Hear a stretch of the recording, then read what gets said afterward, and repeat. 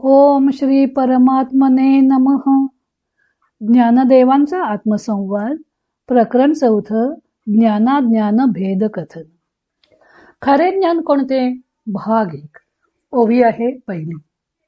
सद्गुरु वंदनाने आपण ऋणशेष फेडला असं सांगून ज्ञानदेव आता ज्ञानाज्ञान भेद कथन या प्रकरणाला सुरुवात करत आहेत. ज्ञान व अज्ञान या द्वंद्वाचे स्वरूप काय आहे ते या प्रकरणात ज्ञानदेव स्पष्ट करत आहेत. त्यात प्रथम वादी पक्षाचा आक्षेप स्पष्ट करत आहेत. ज्ञानदेव सांगतात, आता अज्ञानाचे निमारे ज्ञान अभेदे वावरे निद साधुनी जागरे नांदीजे जेवी. मारे म्हणजे मारून किंवा नाहीशी करून. ज्याप्रमाणे झोपेला पूर्ण नाहीशी करून जागृतीने नांदावे त्याप्रमाणे अविद्येचे नाहीसे होण्याने ज्ञान अभेद रूपाने वावरते असं म्हणता येतं. स्वामी स्वरूपानंद याचं अभंग रूपांतर करताना म्हणतात, आता देखा निद्रा लोपता संपूर्ण एक जागेपण नांदे जैसे. लोपता अज्ञान तैसे गुरु कृपे वावरे स्वरूपे ज्ञान मात्र.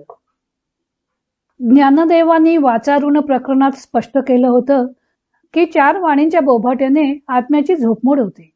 प्रथम तो जे अज्ञानाचे पांघरून घेऊन झोपला होता तो वाणींच्या कलकलाटाने जागा झाला. म्हणजे त्याची अविद्या नाहीशी होते व त्याला ज्ञानाची जागृती येते असं मानलं जातं. आता जरी अविद्या नाहीशी होऊन आत्मजागृती आली आणि त्यामुळे वाणींचे ऋण फिटले असं वाटत असलं तरी ते तसं फिटत नाही. म्हणजे पूर्णतः अज्ञान नाहीसे होत नाही. कारण जे चेनेची निदकी ती आलेली जागृती सुद्धा एक प्रकारची निद्राच आहे असं त्यांनी सांगितलं होतं. कारण 4 वाचा अविद्येसह नाहीशा झाल्या असे वाटत असले तरी तत्वज्ञानाचा दिवा लावून त्या बोधरूपात उरतातच. देहोहम हे अज्ञान जाऊन सोहम असे तत्वज्ञान होते. म्हणजेच त्या पूर्णपणे नाश पावत नाहीत तर वेगळे स्वरूपात असतातच.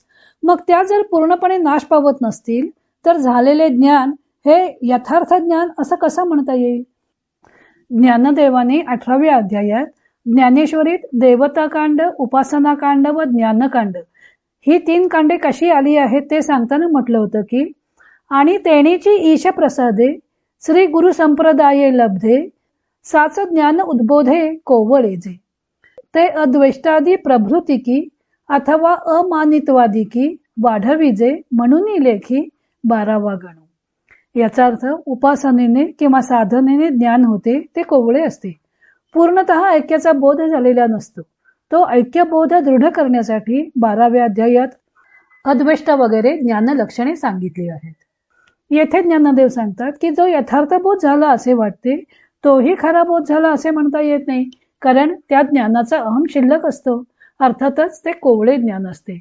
अद्वैष्ट वगैरे साधनाने ते दृढ केले तरी ज्ञानाच्या सापेक्षतेने आलेले असल्यामुळे तेथे मी ज्ञानी हा भाव राहतो व हा ऋणशेष घालवण्याचा सद्गुरु वंदनाशिवाय कोणताही उपाय नाही. म्हणून त्यांनी 3ऱ्या प्रकरणात सद्गुरूंना वंदन करून हे वाणींचे ऋण फेडले होते. कारण अशी ऋणमुक्ती करून घेण्यासाठी ज्ञानाज्ञानींच्या म्हणजे ज्ञान व अज्ञानाच्या रूपात असणाऱ्या परा, पश्यंती, मध्यमा व भारती म्हणजे वैखरी या 4 वाचांच्या रूपाने द्वैतमूलक संकल्प तसाच शिल्लक राहतो. मी आत्मस्वरूप आहे असा बोध राहणे ही देखील द्वैतातीलच गोष्ट आहे असं त्यांनी त्या प्रकरणात शेवटी सांगितलं. त्यामुळे असे सिद्ध झाले की अविद्येचा निराश करून ज्ञान झाले असे वाटत असले तरी ते यथार्थ ज्ञान होऊ शकत नाही. कारण ज्ञान व अज्ञानाच्या रूपाने त्या वाणी उरतातच. त्या परादिवाचा ज्ञान अज्ञानाच्या रूपात कशा उरतात ते सांगण्यासाठीच ज्ञानदेवानी या 4थ्या प्रकरणाला सुरुवात केली आहे. ज्ञान होते म्हणजे काय होते? ज्ञान करून घ्यायला ज्ञात्याला एखादा विषय लागतो म्हणजे ज्ञेय आवश्यक असते. तो ज्ञेय विषय कशा स्वरूपाचा आहे त्याविषयी ज्ञान ज्ञाता करून घेतो. हार पांढऱ्या फुलांचा आहे असे ज्ञाताला जेव्हा ज्ञान होते तेव्हा हार हा विषय ते जाणून घेणारा ज्ञाता व त्या हारात पांढरी फुले आहेत हे झालेले आकलन असे 3 भाग असतात. यालाच ज्ञाता, ज्ञान आणि ज्ञेय अशी त्रिपुटी म्हणतात. जीव कोणत्याही गोष्टीचे ज्ञान करून घेतो तेव्हा ज्ञान झाल्यानंतरही ही त्रिपुटी शिल्लक असते. ज्ञेय गोष्टीचे जे ज्ञात्याला ज्ञान झाले असे म्हटले जाते ते ज्ञान सुद्धा परिपूर्ण नसते. तर त्या ज्ञेय विषयांच्या काही गुणधर्मांचे ज्ञान होते. तसेच त्या त्रिपुटीतील प्रत्येक गोष्ट एकमेकाहून भिन्न अशीच प्रतीतीच येते. एकूण आत्मभिन्न अशा ज्या ज्या गोष्टीचे ज्ञान करून घेतले जाते त्यात ज्ञाता, ज्ञेय आणि ज्ञान असे 3 वेगवेगळे भाग असतात व ते ज्ञान पंचज्ञानेंद्रियांनी करून घेतले जाते. आत्मस्वरूपाचे ज्ञान करून घेणे आणि आत्मभिन्न वस्तूंचे ज्ञान करून घेणे यात मूलतःच भेद आहे. कारण इतर गोष्टी या पंचज्ञानेंद्रियांचा विषय होतात, परंतु आत्मा हा पंचज्ञानेंद्रियांचा विषय होऊ शकत नाही. आत्म्याचे ज्ञान आत्म्यानेच होते. तो स्वसंवेद्य आहे, स्वतः स्वतःला जाणणारा आहे. असे ज्ञान झाले तर तो त्या ज्ञानाशी एकरूप होऊन जाईल. मग तेथे आत्मा व हा मी त्याला जाणणारा अशी भेदभावना राहणारच नाही. त्यामुळे अविद्येचा नाश झाल्यावर ज्ञान झाले असे जे वाटते ते एक प्रकारचे अज्ञानच आहे. या सिद्धांतावर पूर्व पक्षाने घेतलेला आक्षेप ज्ञानदेवाने 4थ्या प्रकरणाच्या पहिल्या 2.5 ओव्यात मांडलेला आहे, असं रामचंद्र डोंगरे यांचं मत आहे. पूर्व पक्षाचं म्हणणं असं आहे की अज्ञान नाहीसे करून होणाऱ्या ज्ञानालाही अज्ञानच कसे म्हणता येईल? त्या ज्ञानाला अज्ञानाच्या कोटीतच कसं घालता येईल? अज्ञानाचा नाश झाल्यावर ज्ञान आत्म्यात अभेदपणे राहते असे का मानू नये? आणि त्यासाठी वादी पक्षाने दृष्टांत दिला आहे निद्रा व जागृतीचा. निद्रा व जागृती या गोष्टी एकाच वेळी असत नाहीत. निद्रा असेल तर जागृती असणार नाही व जागृती असेल तर निद्रा असणार नाही.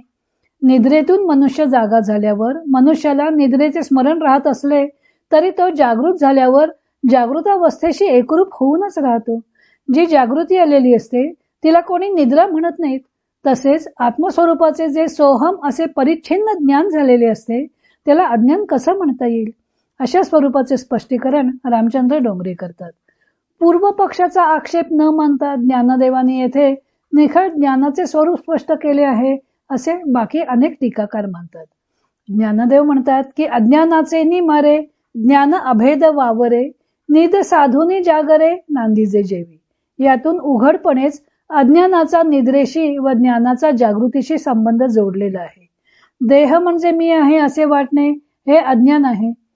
स्वतःच्या व्यापक अस्तित्वाला असे देहापुरते परिच्छिन्न करणे हेच अज्ञानाचं मूळ स्वरूप आहे. निद्रेचा त्याग करून जशी जागृतीची प्राप्ती होते त्याप्रमाणे अज्ञानाचे निरसन होऊन ज्ञान लाभते असे सर्वसाधारणपणे मानले जाते. एखादी गोष्ट प्राप्त होते, लाभते म्हणजे आपल्याजवळ नसलेली वस्तू आपल्याला मिळते, पण आत्मरूप तर हरवलेले नाही. ते स्वतः सिद्ध आहेच. जे आहेच त्यात नांदायचं आहे, वावरायचं आहे.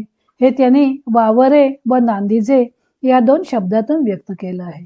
निद्रेचा त्याग करून मनुष्य जागा होतो तेव्हा सुरुवातीला निद्रेची झापड आपल्यावर असते. ती जागृती ही निद्रा सापेक्ष जागृती असते. त्या निद्रा सापेक्ष जागृतीचा ज्ञानदेवाने जी चेनेची निदकी या 3ऱ्या प्रकरणाच्या पहिल्याच ओवीत निर्देश केला होता.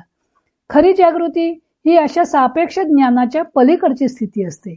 जागृतीचे भान हरपून केवळ जागृतीने नांदणे या अवस्थेची अभिव्यक्ती वरील ओवीत निद साधोनी जागरे नांदीजे जेवी या शब्दातून व्यक्त झाली आहे.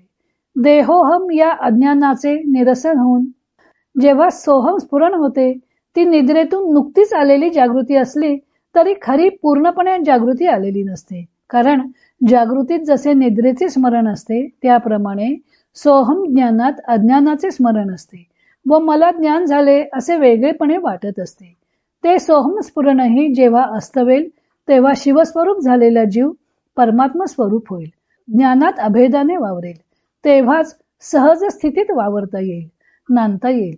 ज्ञानाचे वेगळे अस्तित्व न उरता आपणच ज्ञानस्वरूप आहोत हे उमजणे म्हणजे वास्तवाचा साक्षात्कार होणे आहे. या अवस्थेत अज्ञानाची निद्रा राहतच नाही, पण तत्सापेक्ष ज्ञानाची जागृतीही संभवत नाही. नाश कशाला म्हणायचं? जेव्हा मागे काहीही अंश शिल्लक राहत नाही तेव्हा नाश झाला असे म्हणता येते. आता अज्ञानाचा नाश करून ज्ञान उद्भवते असे म्हटले जाते, परंतु अज्ञानाचा लेश जरी उरत असला तरी अज्ञानाचा नाश झाला असे म्हणता येणार नाही. तेव्हा अज्ञान शेष राहिलेच असे म्हणावे लागते. निद्रेचा नाश करून जागृती येते असे म्हटले तरी निद्रेचा निशेष त्याग झालेला नसतो. कारण जागेपणी सुद्धा डुलक्या येतातच. खरी जागृती आली असेल तर निद्रेचा अंशही राहणार नाही.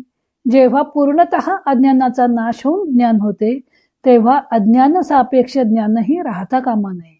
पण ज्ञाता व ज्ञेय यांच्यातील वेगळिकीची जाणीव जोपर्यंत असते तोपर्यंत ज्ञान अभेदाने वावरू शकत नाही. यासाठी ज्ञानदेव पुढे आणखी एक आरशाचा दृष्टांत देतात. तो भाग आपण उद्या पाहू. इतर अनेक ग्रंथांचा आधार घेऊन ज्ञानदेवांच्या अमृतानुभव या ग्रंथाचं लेखन व वाचन सौ मनीषा अभ्यंकर मिरज यांनी केलं आहे. हरिओम तत्सत.